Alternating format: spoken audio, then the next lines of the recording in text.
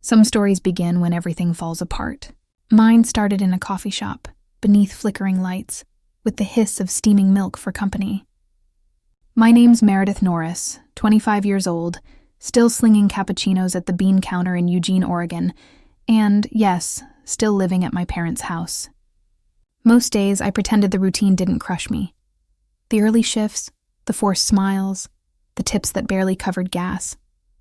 But every evening, when I slipped home to that creaky wooden house, I felt like I was walking backward in time, to high school trophies gathering dust, to my mother's sighs, to a dream I couldn't quite let die. That night began with a phone call I had been dreading. "Dinner," Mom said, her voice clipped and cold. "Be home by 7. No hi, no how was work." Just that single command. My gut twisted. Family dinners were never just meals in our house. They were routine ambushes dressed up with pot roast and judgment. By 6:50, I was parked in the driveway, staring at the windows glowing warm orange against the Oregon drizzle. My reflection in the windshield looked worn, dark circles, coffee stains, and the weight of too many quiet humiliations. I could already imagine the script. Mom's sharp questions, Dad's disappointed silence, Zachary's smug grin. But I went in anyway. The smell of Mom's roast filled the air as I stepped through the door. My parents' wooden home hadn't changed since childhood. The same rug curling at the edges, the same family portraits, me with braces, Zachary beaming in a cap and gown. I moved through the hall, each step echoing softly, carrying years of history I wished I could outrun. At 25, I was still stuck sleeping in my childhood bedroom, the one plastered with faded band posters and old glow-in-the-dark stars peeling from the ceiling. My framed college ID sat in a drawer, a souvenir from the finance degree I'd walked away from. I hadn't quit because I was lazy. I quit because every lecture felt like a countdown to collapse. I remembered sitting in those crowded halls, heart pounding so hard I could barely breathe. Numbers blurred. Anxiety took over. Professor Ellis, the only one who tried to help, told me gently that brains like mine needed room to dream, not shrink. So I traded textbooks for an apron. I poured lattes for regulars like Karen, who loved my foam art and always said my smile brightened her day. It wasn't glamorous, but it paid enough to keep my modest world spinning. Yet when the cafe doors closed at night, that's when my real work began.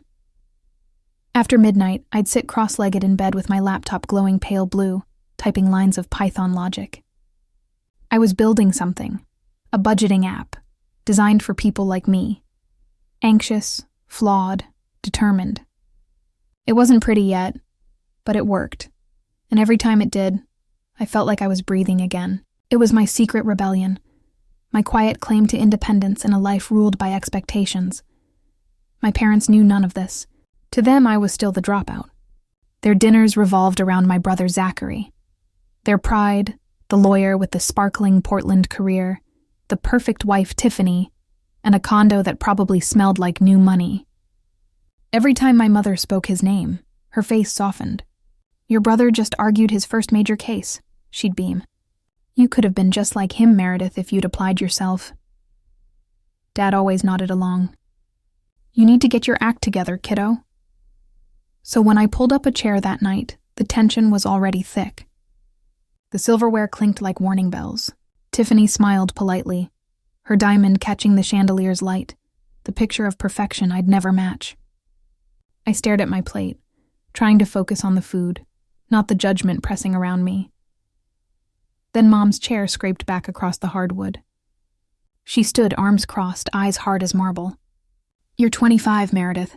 Still living in our house. No career, no plan. You're a failure." Her voice cut the air clean in two. My fork froze halfway to my mouth. I could feel the room tilt, my face hot.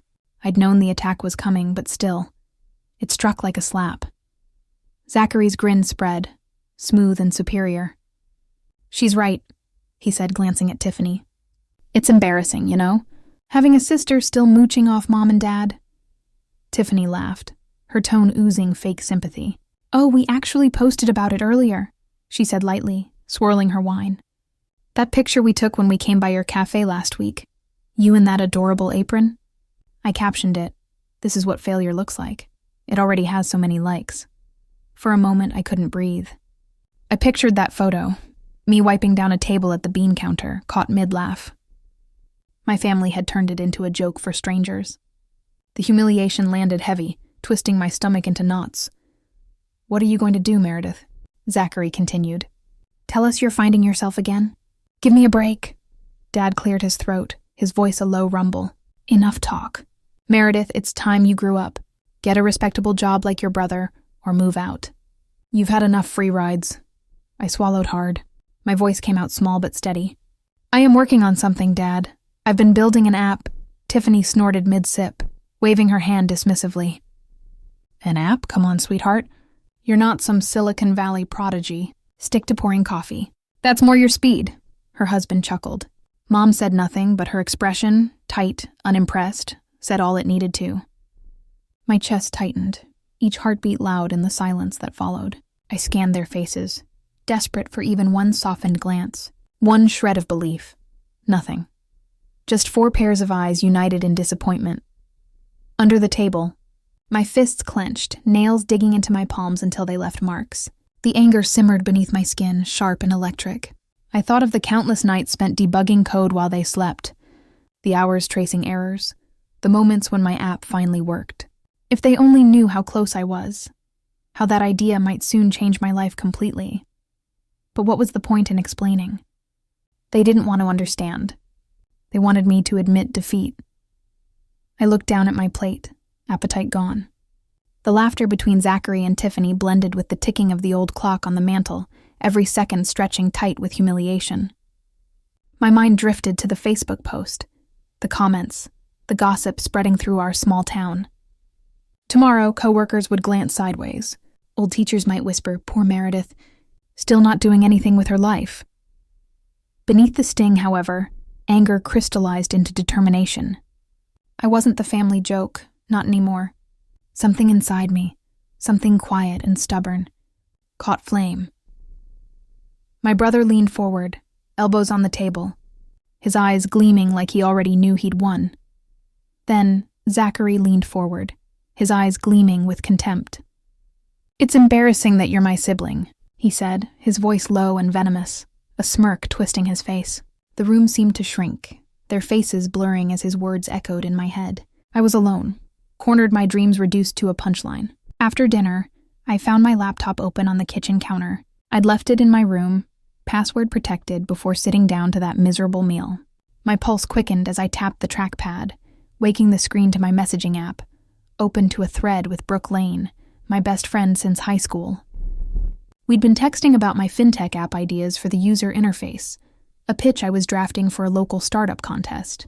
The chat was scrolled up to messages from last week, ones I hadn't opened in days. Someone had been digging through my private conversations. I clicked through my files, my stomach churning. My coding folder labeled Project Freedom was a mess. 2 key scripts, months of work on the app's budgeting algorithm were gone, deleted. My backups were on a USB drive safe in my bag, but the loss hit hard. Those scripts were my late-night victories, proof I could build something real. I heard footsteps and turned to see Zachary and Tiffany strolling into the kitchen, coffee mugs in hand. Tiffany's lips twitched into a smirk.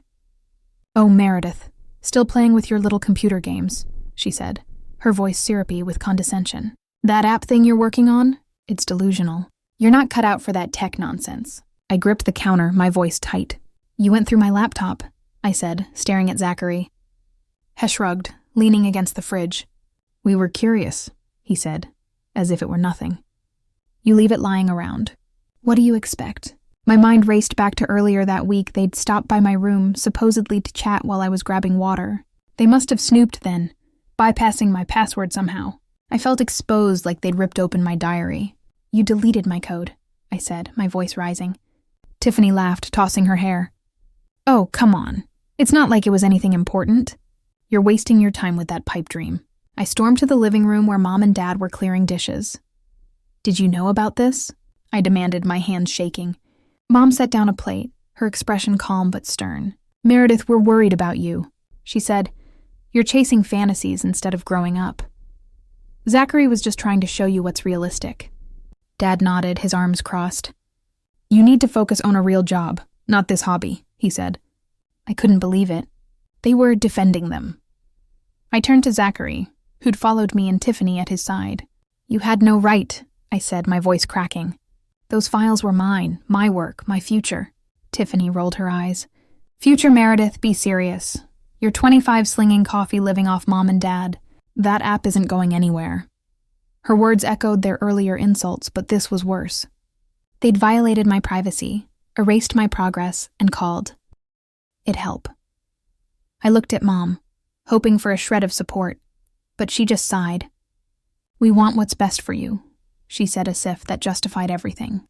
Zachary chimed in his tone, patronizing. "You should thank us for snapping you out of it," he said.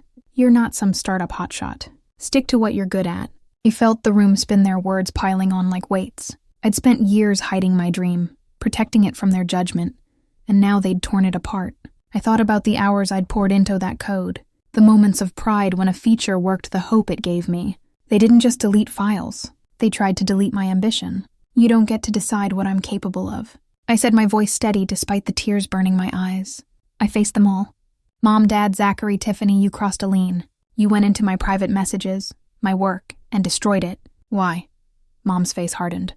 "We're your family," she said. "We have a right to know what you're doing under our roof." Dad added, "You're not acting like an adult, Meredith. We're trying to guide you." Guide me? This wasn't guidance. It was control. They wanted me small, dependent, a shadow of Zachary's success. I saw it clearly now. Their concern was a leash, not love. My chest tightened with betrayal. Not just from the invasion, but from their refusal to see me as anything more than a failure. I wasn't just angry. I was done letting them define me. By midnight, my bags were packed. I stood in my childhood bedroom, the weight of the night pressing down on me. The posters on the walls, the creaky bed, the desk where I'd coded my dreams, they all felt like relics of a life I was done with. I moved quietly, stuffing clothes into a duffel bag, my hands steady despite the ache in my chest. My laptop, still warm from earlier, went into its case along with the USB drive holding my app's backups. Those files were my lifeline, the only thing they hadn't taken from me. I wasn't just leaving a house. I was breaking free from years of control from a family that saw me as less than I was. I grabbed my phone and texted Brooklane, my best friend since high school, who'd always believed in me. "Can you come get me now?" I typed, my fingers shaking. Her reply was instant: "On my way." "Hang in there." Brooke had her own place in Eugene, a tiny apartment she'd turned into a haven for her graphic design work. She'd offered me a spot on her couch before, but I'd always hesitated, thinking I could endure my family's judgment. Not anymore. Their betrayal, snooping through my messages, deleting my code, had snapped something inside me. I wasn't staying another night under their roof. I zipped my bag and slipped downstairs, careful not to wake anyone. The house was dark, the kitchen still smelling faintly of poach roast. I paused, considering whether to just walk out. But something in me needed closure, a final word to mark the end of this chapter. I found Mom and Dad in the living room sitting on the couch, the TV flickering with some late-night show. Zachary and Tiffany were in the kitchen, their voices low, probably gloating over their intervention. I cleared my throat, my bag slung over my shoulder. "I'm leaving," I said, my voice calm but firm. Mom looked up, her brow furrowing. "What are you talking about, Meredith?" she asked as if I were joking. Dad stood, his face hardening. "You're not going anywhere," he said. "You can't just walk out in the middle of the night." I met his gaze, unyielding. "I'm done living under your rules," I said, the words spilling out with a strength I didn't know I had. "You don't respect me, my work, or my life. I'm not your project to fix." Mom's eyes widened, but she didn't speak. Zachary stepped into the room, Tiffany trailing behind, her arms crossed. "You're being dramatic," Zachary said, rolling his eyes. "Where are you even going to go? You can't afford to live on your own."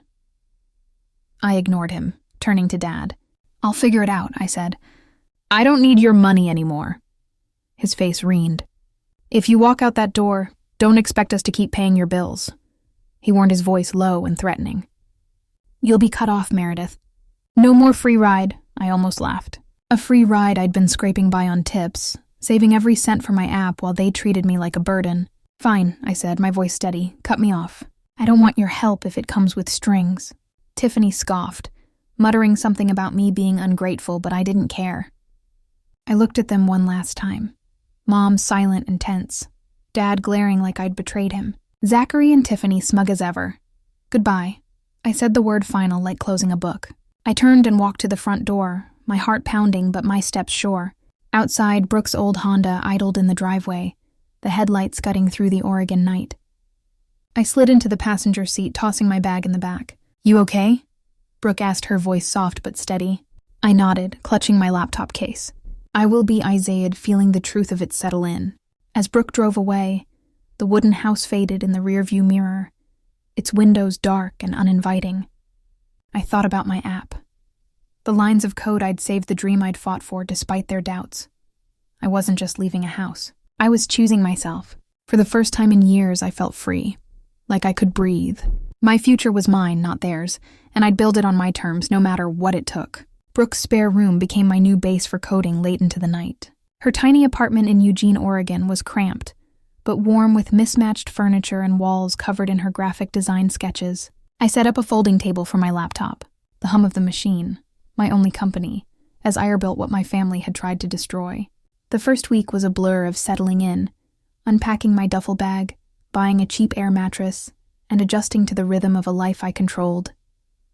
Brooke didn't ask for rent, just a promise to split takeout costs and keep the place tidy.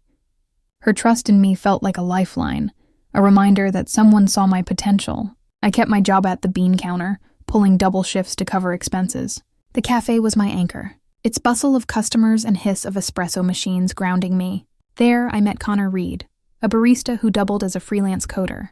He was 27 with a quiet intensity and a knack for bugging that rivaled my own. During a slow afternoon, we got talking about tech over a stack of dirty mugs. You're working on a fintech app? He asked, raising an eyebrow when I mentioned my project. That's bold. Most people here just dream about it.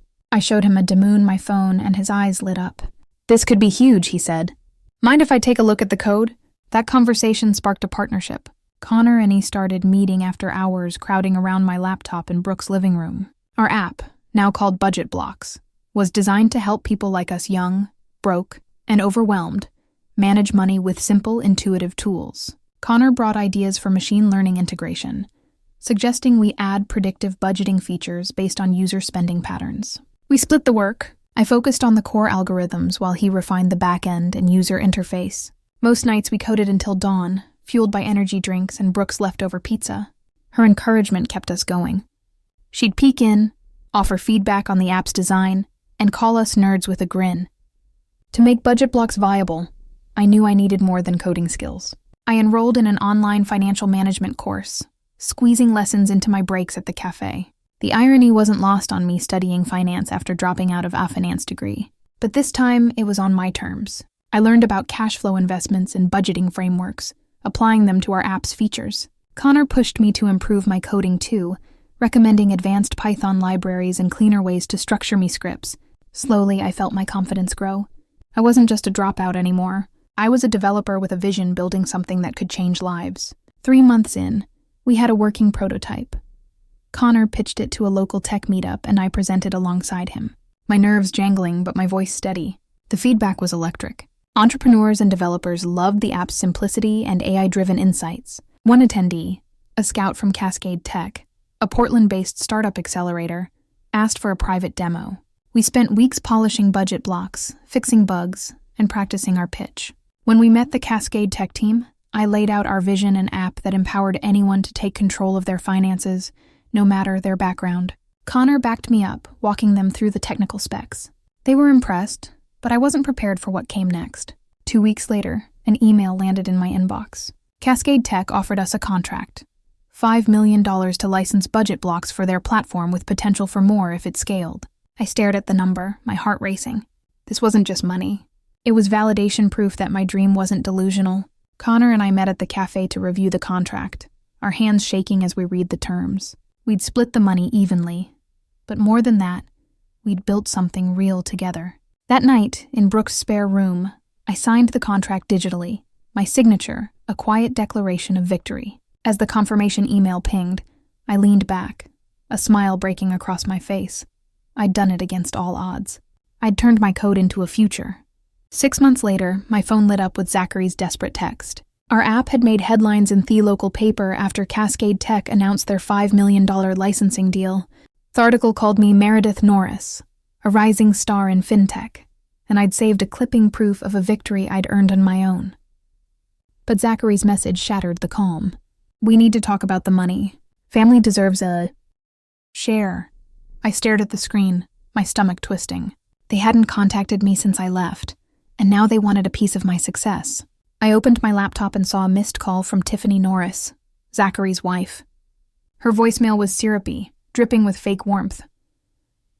"Meredith, we're so proud of you," she said, pausing for effect. "But let's be fair.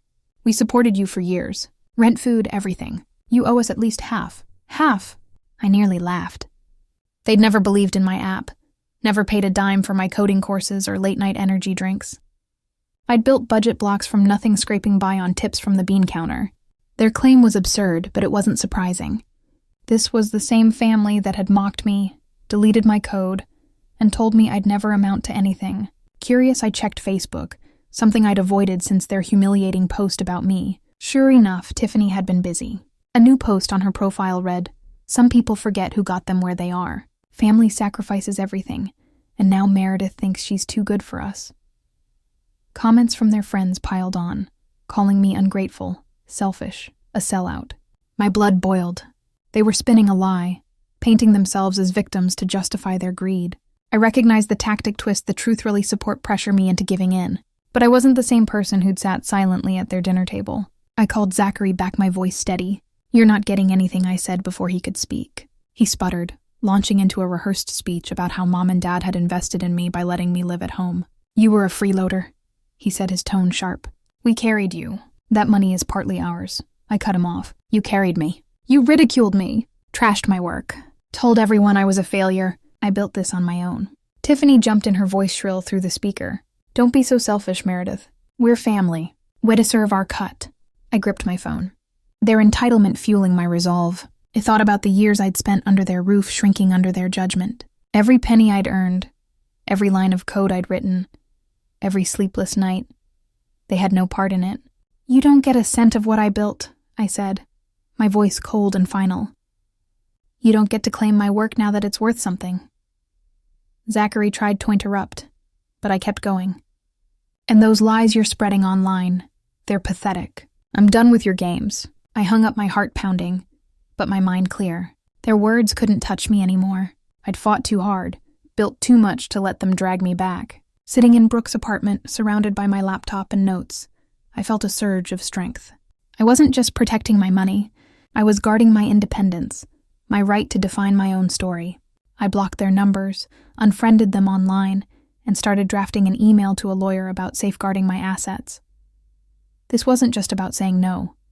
It was about closing the door on a family that had never valued me. I was ready to cut them out for good, to move forward without their shadow. At my new office overlooking Eugene's skyline, I read Zachary's final message. His text was a last-ditch plea sent from a new number. "Meredith, let's talk. Family sticks together." I didn't hesitate. I blocked the number, then opened my laptop and unfollowed every Norris family member on social media. Zachary, Tiffany, Mom, Dad. My finger lingered over the screen, but I felt no regret. Cutting them off wasn't just about silence. It was about reclaiming my peace. Their voices, their judgments had no place in the life I'd built. I'd moved out of Brooke's apartment into a small rental near downtown, paid for with my share of the budget blocks deal. My days were spent in a sleek office space leased by Cascade Tech, where I worked alongside Connor Reed, refining our app's features. Brooke often dropped by her design sketches, adding flair to our user interface. Their support felt like Akasan family, steady and real, unlike the one I'd left behind. I was no longer the barista scraping by. I was a developer, a partner in a thriving startup, my confidence rooted in hard-won skills. The bean counter was a memory now replaced by meetings with investors and late-night coding sessions with Connor over takeout. Word of my family's behavior had spread through Eugene's tight-knit community. Zachary's law firm lost a major client after whispers of his greed reached their boardroom. A colleague had seen his Facebook post twisting my success into a family soba story, and it backfired. Clients didn't trust a lawyer who aired dirty laundry online. Tiffany, once a fixture in local high society, found herself snubbed. Her usual invitations to galas and charity events dried up, her friends distancing themselves from her petty rumors. Mom and Dad faced their own fallout. Neighbors in their quiet Eugene suburb gossiped about how they'd driven me away, their disapproval, evident in sidelong glances and hushed conversations. The Norris family's reputation, once embellished, was now tarnished by their own actions. I sat at my desk, the city lights twinkling below, and thought about the journey that brought me here. Independence wasn't just about money or a new address. It was about setting boundaries, choosing who I let into my world. I'd learned to trust my instincts, to value my work, to live for myself instead of others' expectations. That lesson was hard-earned, carved out of years of doubt and dismissal. But it was worth it.